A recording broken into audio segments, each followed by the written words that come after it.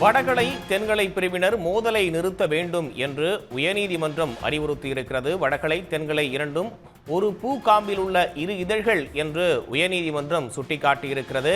இருதரப்புக்கும் சென்னை உயர்நீதிமன்ற நீதிபதி ஆனந்த் வெங்கடேஷ் இந்த அறிவுறுத்தலை கொடுத்திருக்கிறார்.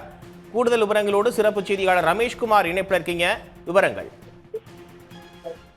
காஞ்சிபுரத்துல உள்ள இந்த 18 திவ்ய தேசங்கள்ல ஒன்றான சின்ன காஞ்சி விலக்குழி பெருமாள் எனும் தீப பிரகாஷ கோவில் விழாக்களின் போது அந்த கோவிலுக்கு வெளியில தென்கலை மந்திரம் பாடவும் தென்கலை வாழி திருநாமம் பாடவும் அனுமதி மறுத்து கோவில் செயல் அலுவலர் உத்தரவை எதிர்த்துதான் தென்கலை பிரிவை சேர்ந்த ஸ்ரீ ரங்காச்சாரி சீனிவாசன் ஆகியோர் வந்து சென்னை உயர்நீதிமன்றத்தில் வழக்கு தாக்கல் செய்திருந்தார்கள்.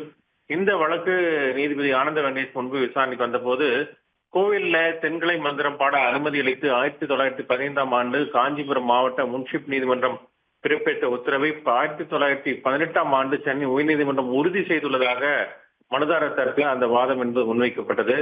வழக்கை விசாரித்த நீதிபதி வந்து உரிமையியல் நீதிமன்ற உத்தரவை அமல்படுத்த உயர்நீதிமன்றத்தை பயன்படுத்த முடியாது என்றும் தீர்வை அமல்படுத்த கோரி சம்பந்தப்பட்ட உரிமையியல் நீதிமன்றத்தை தான் அணுக முடியும் என்று கூறி அந்த வழக்கை தள்ளுபடி செய்து உத்தரவிட்டிருக்கிறார்.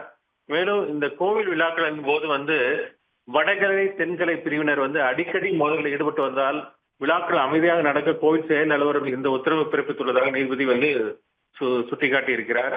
வடகலை தென்கலை இரண்டும் ஒரு பூ காம்பின் இரு இதழ்கள் என்றும் இரு பிரிவுகளும் பெருமாளுக்கு சொந்தமானவை என்றும் அவர் வந்து தெரிவித்திருக்கிறார்.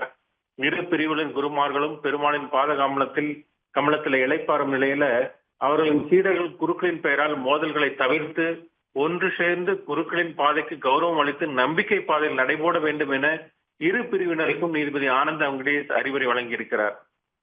உடனுக்குடன் செய்திகளை தெரிந்து கொள்ள சன் நியூஸ் பெல் ஐகானை கிளிக் பண்ணுங்க.